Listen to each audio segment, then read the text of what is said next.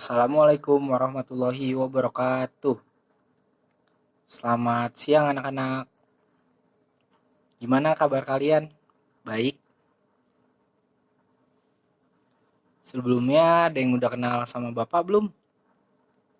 Kalau belum, Bapak akan memperkenalkan diri. Nama Bapak Fahri Husaini Susilo. Boleh dipanggil Pak Fahri atau Pak Husaini atau Pak Susilo, terserah. Bapak tinggal di Jakarta. Sebelum memulai pelajaran pada siang hari ini, sebaiknya kita berdoa terlebih dahulu. Berdoa dimulai.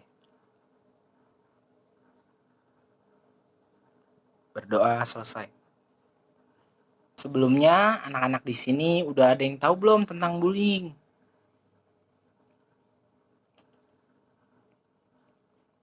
Oke, baik. Bullying itu adalah segala bentuk penindasan atau kekerasan yang dilakukan dengan sengaja.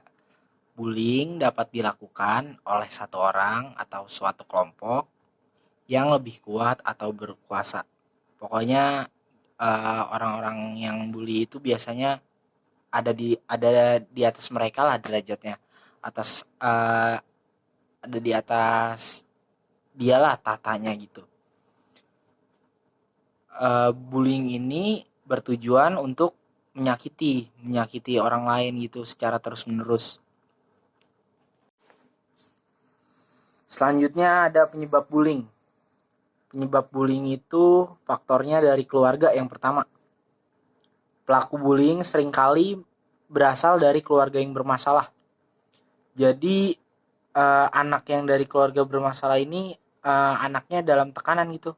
Jadi di rumahnya dia ditekan mulu oleh orang tuanya dari segala hal. Bisa jadi dari pemilihan jenjang karir dia atau dari apa-apa yang dia lakukan itu semua ditekanin sama orang tuanya. Dan orang tuanya tuh sering menghukum dia secara berlebihan.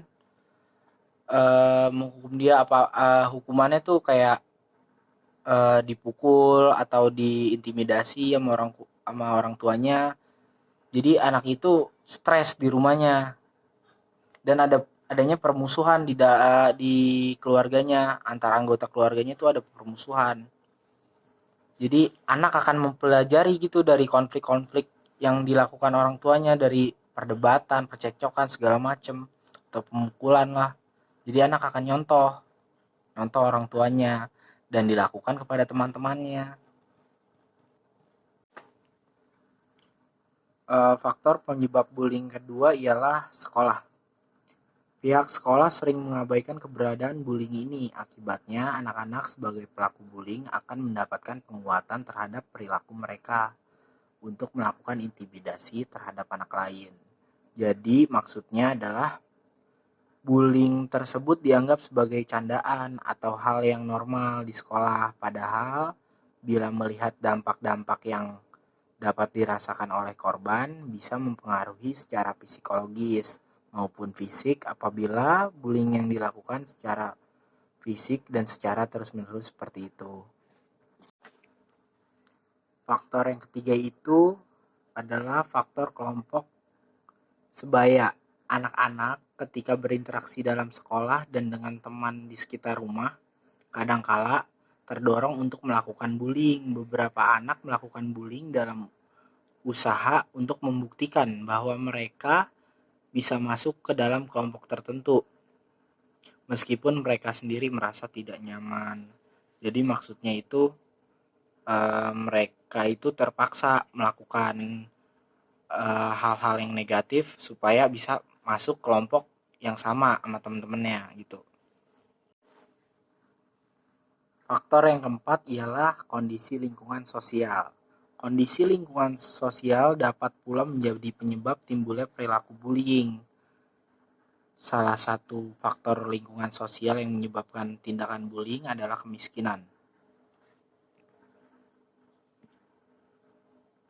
Mereka yang hidup dalam miskin akan berbuat apa saja demi memenuhi kebutuhan hidupnya, sehingga tidak heran jika di lingkungan sekolah sering ada pemalakan antar siswa.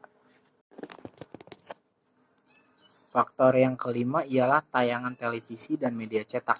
Tayangan televisi dan media cetak membentuk pola perilaku bullying dari segi tayangan yang mereka tampilkan. Survei yang dilakukan salah satu media massa memperlihatkan bahwa 56,9% anak meniru adegan film yang mereka tonton. Umumnya, mereka meniru gerakannya sebesar 60% dan kata-katanya sebesar 43%. Dalam hal ini seharusnya kalau menurut Bapak adanya batasan dalam anak-anak mengakses internet gitu, dalam mengakses media, seharusnya ada batasan gitu ya, supaya hal-hal yang belum bisa dinalar anak-anak tuh nggak masuk gitu ke pikiran mereka, supaya mereka nggak ada berkeinginan untuk melakukan hal tersebut kan gitu. Seharusnya kalau anak-anak SMA seperti kalian seharusnya mah sudah bisa mikir dong kalau mana yang baik mana yang buruk seharusnya ya. Kalau masih ada yang mencontoh itu ya berarti masih anak-anak. Nah, sekarang kita masuk ke jenis-jenis bullying. Bullying pertama itu bullying fisik. Biasanya perundungan fisik adalah salah satu dari jenis bullying pada remaja yang paling sering mudah dikenali, yang menjadikan korban akan menerima berbagai perlakuan fisik yang kasar.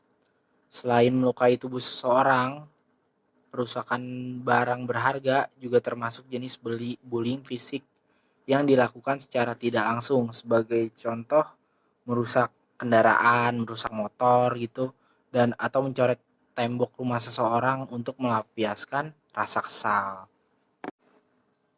Nah, jenis yang kedua itu ada bullying secara lisan atau verbal. Tindakan bullying juga bisa dilakukan secara lisan, seperti menghina, mengejek, dan mengolok-olok orang lain. Meskipun tidak meninggalkan luka yang secara fisik, bullying secara lisan ini merupakan jenis pelecehan yang ditargetkan yang pada akhirnya dapat berujung pada tindakan kekerasan fisik. Kayak kan ngata-ngatain dulu nih dia nih, biasanya nih ngata-ngatain dulu, lama-lama tangannya main tuh, mukul jadinya. Biasanya begitu. Bagi sebagian orang, bullying verbal dinilai lebih berbahaya dari bullying fisik karena tipe bullying ini dapat menghancurkan harga diri atau citra diri korban. Kata-kata yang menyakitkan ditujukan untuk korban bisa membekas di dalam hati dalam waktu yang lama dan mempengaruhi kesehatan jiwanya. Jadi bullying secara lisan ini sebenarnya lebih berbahaya dari bullying fisik ya teman-teman. Karena si korbannya ini akan merasa harga dirinya rendah atau akan merasa dendam, biasanya kan gitu kalau bullying secara lisan ini. Nah, contoh yang ketiga ini ada tindakan pengecualian. Tindakan pengecualian ini adalah jenis perundungan lainnya yang juga cukup sering terjadi, yaitu pengucilan. Anak Anda tidak disakiti secara fisik maupun verbal, tetapi justru dimusuhi dan diabaikan oleh lingkungan pergaulannya. Jadi biasanya anak-anak ini di rumah baik-baik aja, ternyata pas di luar gitu dia adanya pengucilan dari lingkungan sekitarnya atau dengan masyarakat gitu ya. Bisa dilakukan oleh teman-temannya atau enggak di masyarakat gitu. Biasanya kan pada banyak yang lihat kan anak-anak yang biasanya anak-anak kurang gitu, sering ada pengucilan dari orang-orang yang di sekitar dia atau oleh teman-temannya dia sendiri. Itu biasanya terjadi pengucilan, itu seperti itu jenisnya. Yang keempat ada bullying di dunia maya. Bullying tidak hanya terjadi di dunia nyata. Sekarang ini bullying di dunia maya atau cyberbullying umumnya terjadi, artinya tidak dilakukan di lingkungan sekolah atau kehidupan sehari-hari secara langsung, namun perilakunya melakukannya di dunia maya atau cyberbullying melalui internet. Contohnya gimana tuh? kayak mengirim teks, email, gambar atau video yang isinya itu mengejek, mengancam, bernada kasar, berbau seksual dan agresif. Contoh yang kedua, mengucilkan seseorang dalam lingkup pertemanan online dengan sengaja. Yang ketiga, menyebarkan kebohongan atau aib tentang seseorang di media sosial. Yang keempat, meniru orang lain dengan menggunakan foto dan informasi pribadi mereka. Yang kelima, mengunggah klip pribadi tanpa konsen dengan tujuan mempermalukan seseorang, seperti mengirim video yang mirip seseorang tuh, itu contoh ini ya, mengirim klip pribadi tuh kayak gitu. Nah, yang kelima ada bullying seksual. Nih khusus teman-teman yang perempuan kan udah memasuki usia remaja awal nih. Jadi jenis perundungan ini lebih mungkin dialami gitu. Kayak gimana sih contoh jenis perundungannya tuh, kayak dikomentarin gitu bentuk tubuhnya atau uh, bentuk fisiknya gitu. Terus kayak apa ya, digoda. Biasanya kan orang cewek nih kalau ih cantik tuh si dia tuh cuit-cuit gitu. Terus kayak lagi apa, berusaha diintipin, berusaha dideketin gitu sama orang. Eh, Terus yang terakhir, menyentuh gitu. Kalau udah misalkan anak-anak disentuh gitu, bagian-bagian vital gitu, bagian-bagian tertentu lah, itu kan namanya udah pelecehan seksual. Nah, itu termasuk bentuk bullying seksual. Nah, ini jenis bullying yang terakhir nih, bullying antar saudara. Jenis bullying lainnya yang bisa terjadi pada remaja adalah perundungan dari saudara terdekat. Hal ini bisa terjadi ketika ada salah satu pihak yang merasa diperlakukan kurang baik. Kayak adanya apa ya, intimidasi dari misalkan kayak kakak adik aja lah. Kan misalkan yang di sini yang punya adik atau kakak kan biasanya apa tuh, suka cekcok lah.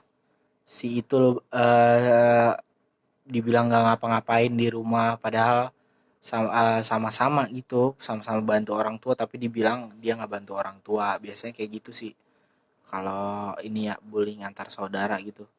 Jadi merasa yang lebih tua lebih unggul kadang-kadang gitu, kita sebagai kakak yang pokoknya adiknya udah disuruh-suruh doang kerjanya, biasanya kayak gitu. Nah, setelah kita membahas jenis-jenis bullying, kita masuk ke pencegahannya.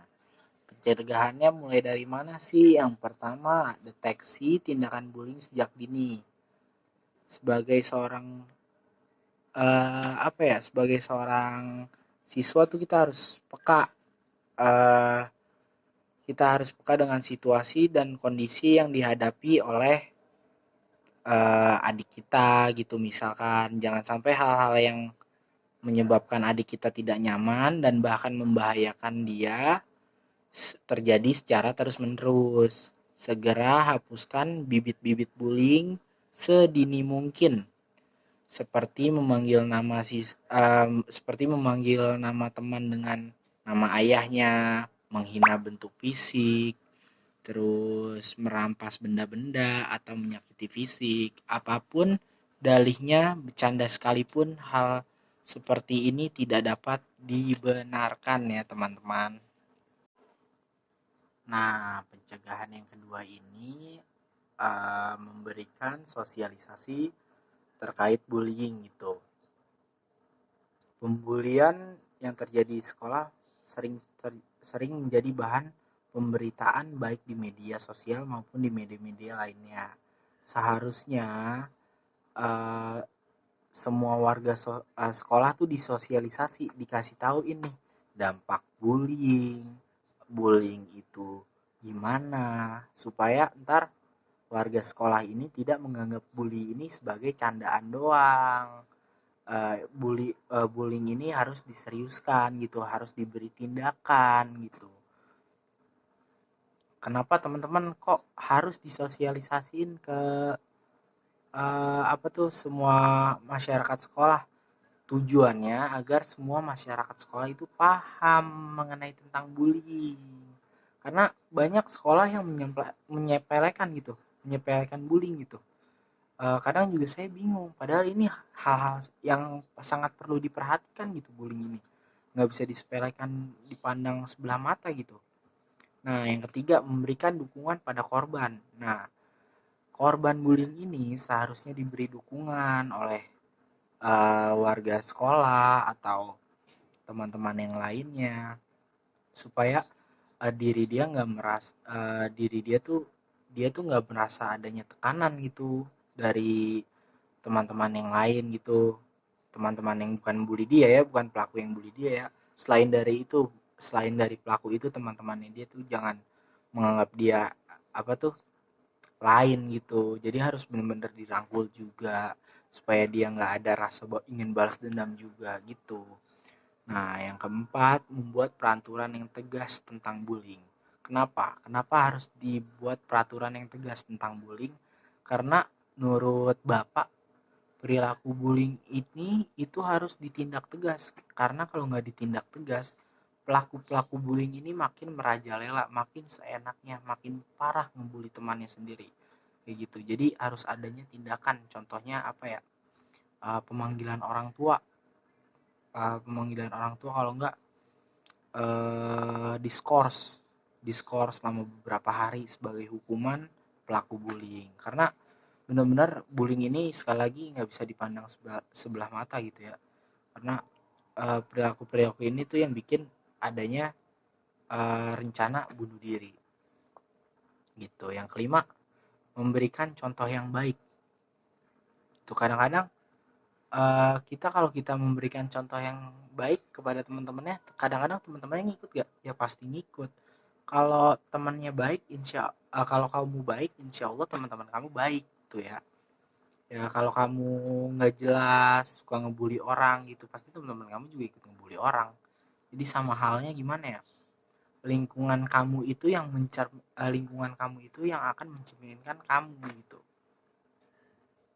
Yang keenam, mengajarkan siswa untuk melawan bullying. Bentuk perlawanan terhadap tindakan perundungan atau bullying tidak harus dengan cara kekerasan. Hal yang sama dengan pembulinya gitu. Salah satu cara melawan bullying adalah dengan berani melaporkan tindakan. Sekali lagi, berani melaporkan tindakan. Nah, ketika ada teman-teman kita nih, misalkan kalian ada yang dibully nih, salah satu dari kalian harus berani melapor, jangan takut walaupun diancam gitu. Lapor aja tetap. Yang gitu, jangan biarkan ancaman itu mengaruhi pikiran kalian gitu. Jadi harus lapor, misalkan salah satu di kelas ini nih, langsung lapor ke pihak sekolah, nggak apa-apa langsung lapor. Nah, minta untuk pihak sekolah menindaklanjuti perilaku bullying ini gitu. 7, membantu pelaku menghentikan perilaku buruknya. Yang ketujuh ini kan membantu pelaku ya, membantu pelaku supaya apa? Supaya pelaku berhenti melakukan hal tersebut. Nah, gimana caranya biar supaya pelaku itu berhenti? Diedukasi, dikasih tahu bahwa hal yang dia lakukan itu salah. Apa ya? Diberi hukuman yang supaya dia biar jerak nih gimana? Konsultasi sama orang tua kayak gitu. Nah, itu pencegahan dari bullying ya. Nah, sekarang Bapak akan uh, ngasih tahu ke kalian ada contoh kasus di SMA Bengkulu. Nah, contoh kasus ini adalah seorang siswa kelas 12 SMA N9 Bengkulu mengalami bullying yang dilakukan oleh oknum guru dan teman kelasnya. Bullying ini menyebabkan korban kerap kambuh penyakit autoimunnya. Bentuk bullying yang dialami korban adalah kekerasan verbal. Kan kita tahu tadi kekerasan verbal tuh uh, yang kayak gimana, bullying verbal tuh yang kayak gimana, yang kayak uh, bullying secara lisan gitu. Selain itu, korban juga dituduh seorang guru melakukan suap kepada guru lain sehingga nilainya selalu tinggi. Atas kasus ini, orang tua korban melaporkannya ke pihak sekolah. Nah, nanti contoh kasus ini kalian ini gimana cara mengatasi eh, kasus ini gitu. Kalian cari gitu cara mengatasi kasus ini gimana. Terserah kalian mau cari di internet atau pemikiran kalian sendiri, itu terserah kalian. Nah, kesimpulan dari materi yang Bapak sampaikan itu, bullying merupakan suatu tindakan yang tidak baik atau tidak pantas dilakukan oleh individu atau suatu kelompok. Maka dari itu, kita sebagai manusia harus menciptakan ruang lingkup kehidupan yang baik dan ramah agar kasus bullying ini tidak terjadi di lingkungan sekitar kita. Itu teman-teman. Jika sudah, nanti dikumpulkan di depan ya semuanya. Terima kasih atas waktunya. Kurang lebihnya mohon maaf. Jika ada kesalahan, wabillahi taufiq wal hidayah. Wassalamualaikum warahmatullahi wabarakatuh.